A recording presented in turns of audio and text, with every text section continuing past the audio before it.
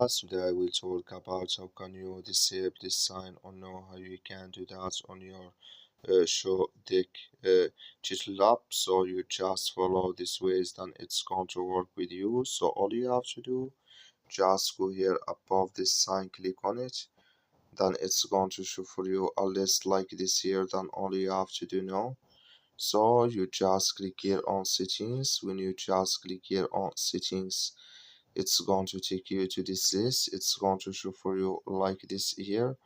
So then all you have to do, you just click here on appearance, click on it here. Then it's going to take you to next here. It's going to show for you like this. Then you go down. So you just come here to show the tutorial here. Just click in this sign or this color. Like you see color, it's gone here. That's mean here show the tutorial, it's disabled with us now. That's all you have to do. That's all. Thank you for watching. Don't forget to support us by liking, subscribe.